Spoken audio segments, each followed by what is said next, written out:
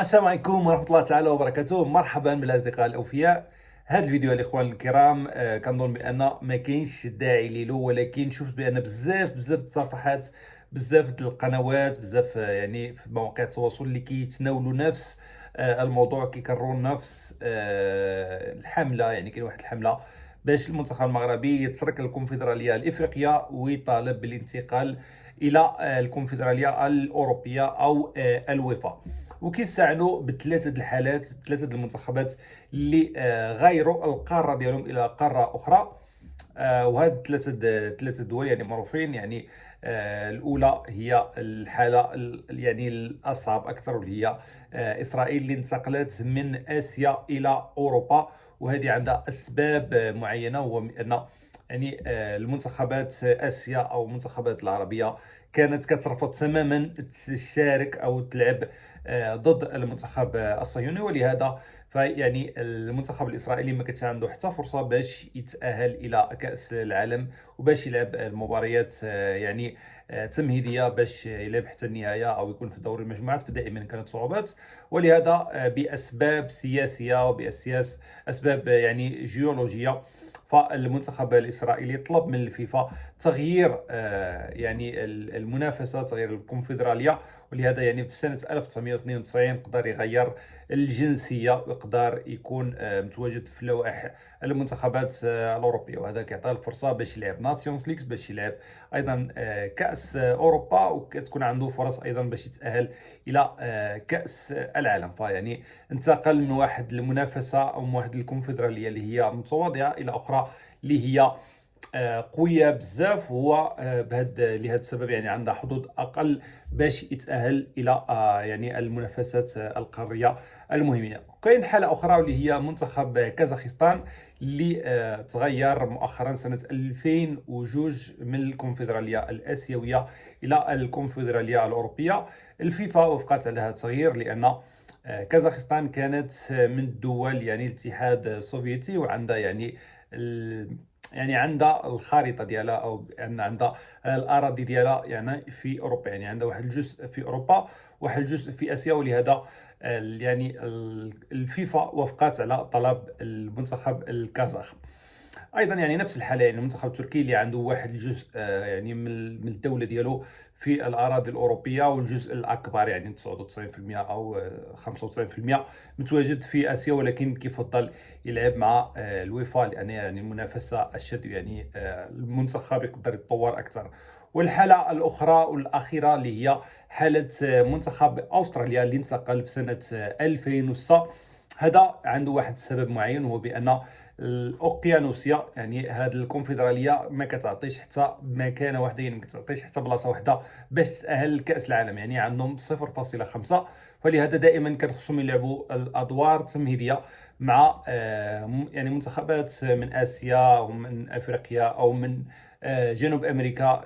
يعني الاغلبيه المرات كانت ضد جنوب امريكيه، ولهذا يعني كان الصعب عليهم باش يتاهلوا لكاس العالم. يعني ما كانش عندهم الفرص رغم انهم منتخب قوي، فكانوا كيواجهوا الخامس من جنوب امريكا، وكان دائما يعني كولومبيا او اوروغواي او يعني شي منتخب اللي هو قوي، وما كانتش عندهم هاد الفرصه باش يتاهلوا لكاس العالم. ولهذا قرروا يغيروا الى اسيا، يعني بدون يعني استثناء. يعني ما كاينش واحد المنتخبات اخرى اكثر من غير هاد ثلاثه المنتخبات. يعني كان واحد الحاله، يعني منتخب بونايري يعني اللي بغى حتى هو يبدل، ولكن ما قدرش حتى يتسجل في الفيفا. يعني الفيفا ما عطاتهمش، لان كاين بعض الدول اللي ما مصرحينش في الفيفا فما يقدروش يشاركوا مباشره.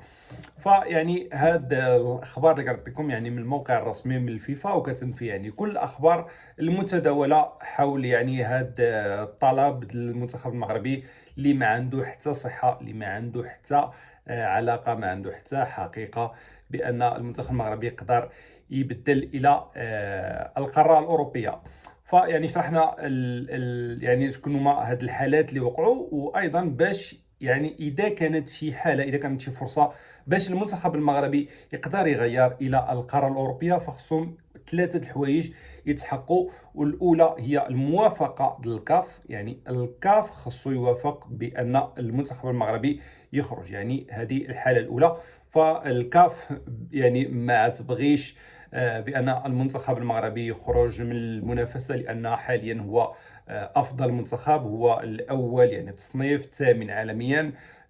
يعني واحد المنتخب اللي هو قوي بزاف، اللي هو علا بالكره الافريقيه، وهو اللي كيشرف في الكره الافريقيه حاليا.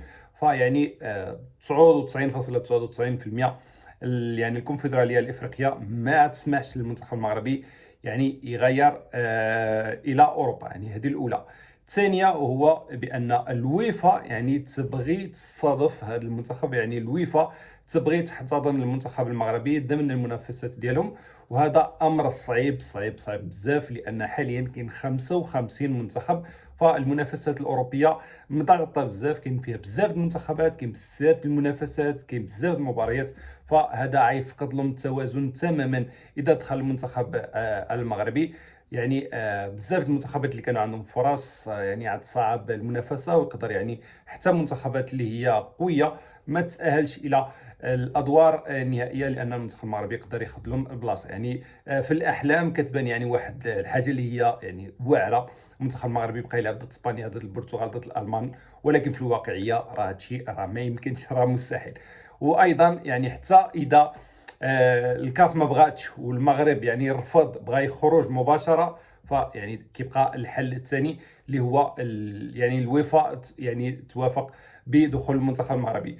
واذا وافقت غيكون عندها مشاكل اكثر، لان بزاف المنتخبات حتى هما غيطالبوا اللجوء باش ينافسوا في اوروبا. يعني منتخب الجزائر، تونس، مصر او السنغال، يعني كل هذه المنتخبات الافريقيه غيبغيو يدخلوا حتى هما في الوفاء باش يشاركوا يعني في مباريات بمستوى اكثر. حاليا في هذه الساعه يعني القاره الاقرب للمنتخب المغربي اللي تقدر توافق على المنتخب المغربي يكون ضمن المجموعه ديالهم هي القاره الاسيويه. يعني نقدروا ندخلوا في اسيا، يعني بهذيك تقدر تكون سهوله اكثر.